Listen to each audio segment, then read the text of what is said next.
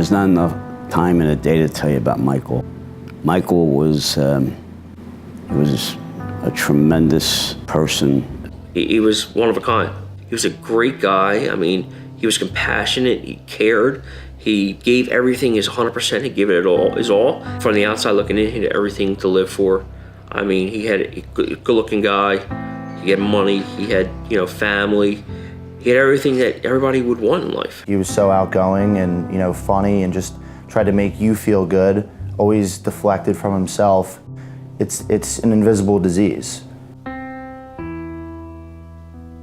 He was selfless. I mean, he took care of everybody except himself. He just didn't know how to do that. When you suffer from these diseases, it feels like it's an empty hole. And that's Michael's, he just didn't see it. And he always achieved the next level of the challenges. But one challenge he couldn't beat was depression.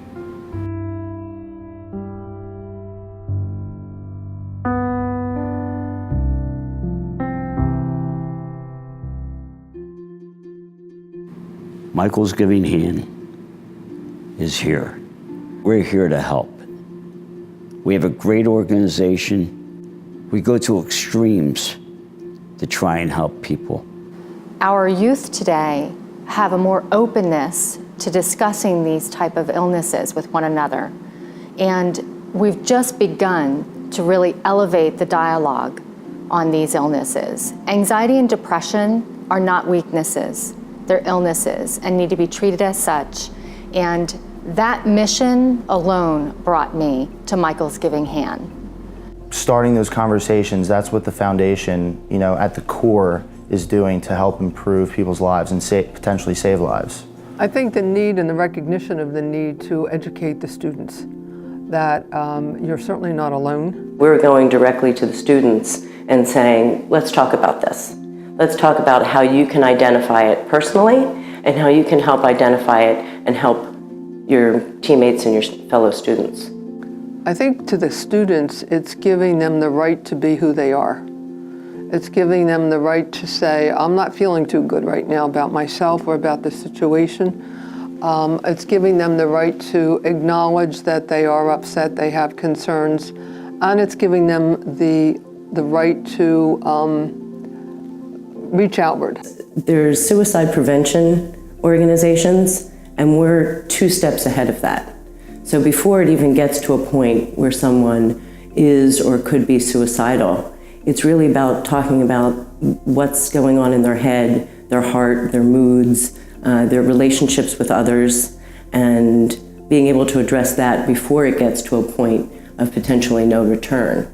And what Michael's Giving Hand is doing is giving tools not only to parents and educators, administrators, coaches, counselors, but also to students to identify those issues both in themselves and potentially in their schoolmates and their teammates. That's an important differentiation between our organization and other organizations doing good work.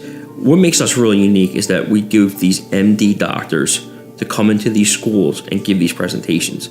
No other foundation is doing this. People hear MD doctor, it gives you immediate validity and immediate credibility. I mean, people look at that and they're like, wow, these guys have put together a team of MD doctors to come in and give these presentations.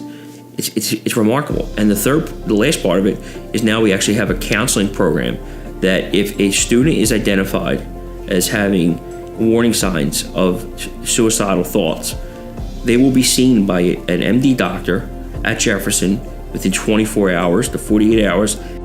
The hallmark of Michael's Giving Hand is the quality of education that's taking place, combined with the element of treatment, which does not exist within other programs that I've seen.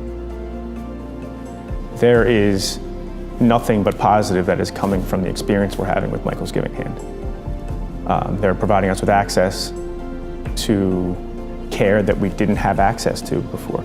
If we could save one person's life, it would have all been worth it. If we can help one person not do what Michael did, that this foundation is successful.